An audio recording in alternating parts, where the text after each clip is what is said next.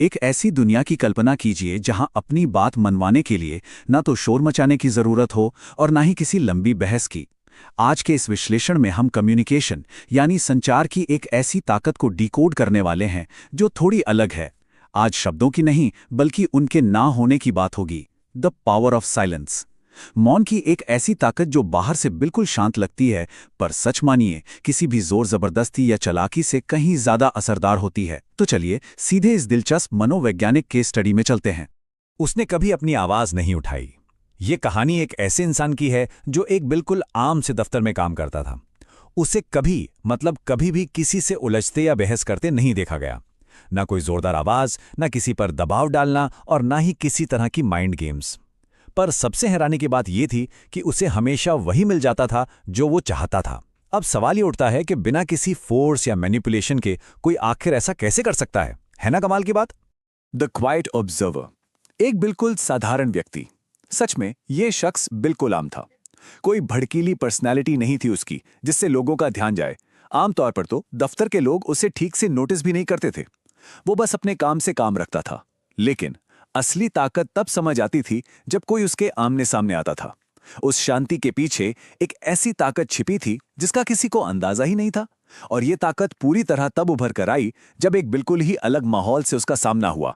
The loud interruption. कहानी में अर्जुन की एंट्री। देखिए, हर कहानी में क्लाइमैक्स या टक्कर तो जरूर होती है। दफ्तर में एक नए शख्स की एंट्री होती है। चलिए उसे हम अर्जुन बुलाते हैं। अब अर्जुन का जो व्यवहार था ना, वो हमारे शांत व्यक्ति से बिल्कुल एकदम ऑपोजिट था। वो जहां भी जाता अपनी तेज आवाज और बातों से पूरे माहौल पर छा जाता था। और यहां से शुरू होती है दो बिल्कुल अलग कम्युनिकेशन स्टाइल्स की सीधी टक्कर। एक तरफ हमारा शांत व्यक्ति है, बिना किसी दबाव के, बिल्कुल स्थिर, एकदम काम। और दूसरी तरफ है अर्जुन, आत्मविश्वास से भरा, मुंहफट और काफी अग्रेसिव। अर्जुन एक ऐसी शख्सियत था जो किसी भी कमरे में कदम रखते ही अपनी प्रेजेंस से सबका ध्यान खींच लेता था। वो बातों में तेज था, हाजिर जवाब था और अपनी मौजूदगी दर्ज करवाना बखूबी जानता था।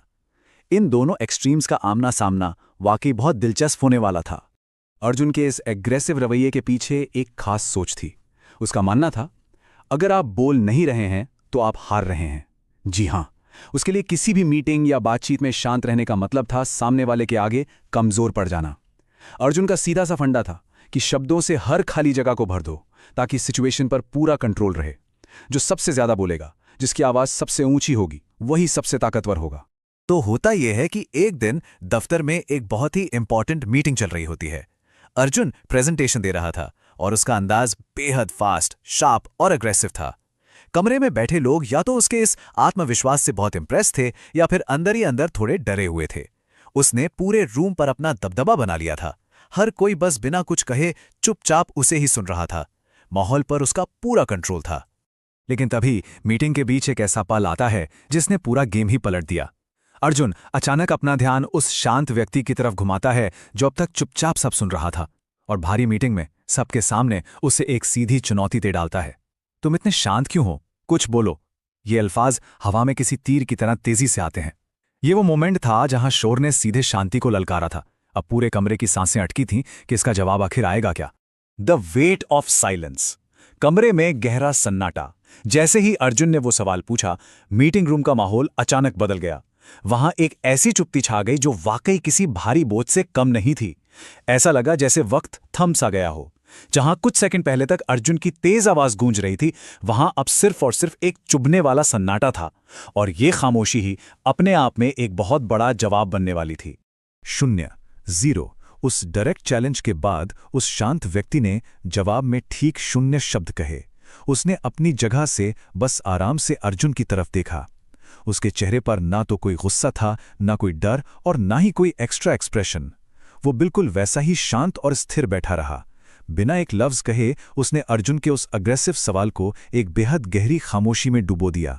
ये खामोशी कितनी भारी हो सकती है, इसका अंदाजा गुजरते वक्त के साथ लगने लगा। 5 सेकंड बीते, फिर 10 सेकंड बीते और फिर देखते ही देखते 15 सेकंड गुजर गए। ये चुप्पी इतनी लंबी और अजीब थी कि इसने वहां बैठे हर इंसान के दिमाग पर एक अदृश्य दबाव, एक इनविजिबल प्रेशर डालना शुरू कर दिया। वक्त गुजर रहा था और कमरे में बेचैनी बढ़ती जा रही थी। ये वही प्रेशर था जिसे बर्दाश्त करना उस इंसान के लिए सबसे मुश्किल होता है जिसे हमेशा बोलने और शोर मचाने की आदत हो। और तभी एक बहुत ही अजीब सा मनोवैज्ञानिक बदलाव शुरू होता है। अर्जुन इस भारी खामोशी को झेल नहीं पाता और खुद ही दोबारा बोलने लगता है।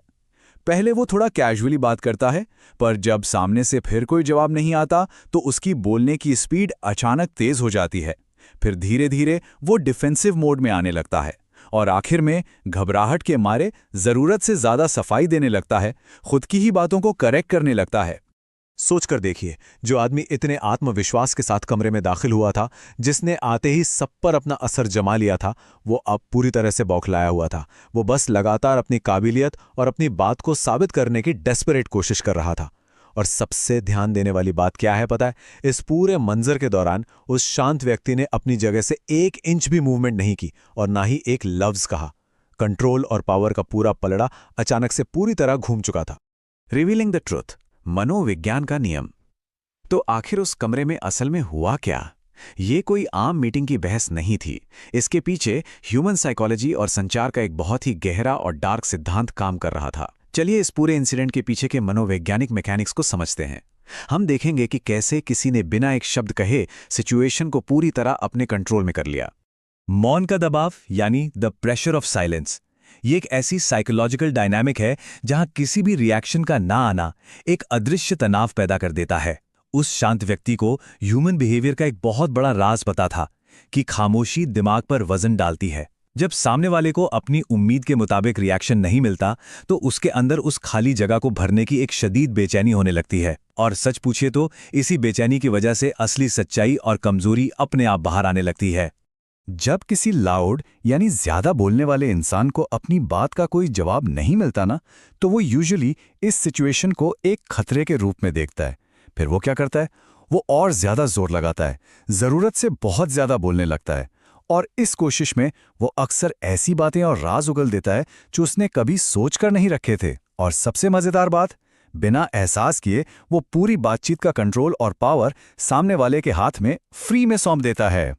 इन सब बातों पर गौर करने के बाद दिमाग में एक बहुत ही गहरा सवाल आता है। खुद को साबित करने की वो जो अचानक उठने वाली बेचैनी होती है ना, उसे आखिर कैसे संभालना चाहिए? देखिए, इंसानी फितरत ही यही है कि उस ऑकवर्ड खाली जगह को तुरंत शब्दों से भर दिया जाए। पर इस एनालिसिस से हमें एक बहुत बड़ी सीख मिलती है। बातचीत में हर सवाल का तुरंत जवाब देना या हर आक्रामक बात पर सफाई देते फिरना हमेशा जरूरी या समझदारी का काम नहीं होता। संचार का एक बहुत ही शक्तिशाली नियम है, कम बोलें और थोड़ा लंबा इंतजार करें। जब हम चुप्पी और स्थिरता को अपनाते हैं तो कम्युनिकेशन का पूरा संतुलन और पावर अपने आप हमारे हाथ में आ जाता है। क्योंकि आखिर में ये बात बिल्कुल सच साबित होती है कि उस खामोशी के भारी दबाव में सामने वाला इंसान बिना सोचे समझे खुद ही ये बयान कर देता है कि वो असल में क्या है। कम्युनिकेशन में डोमिनेंस पाने का शायद इससे बेहतर तरीका और कोई हो ही नहीं सकता।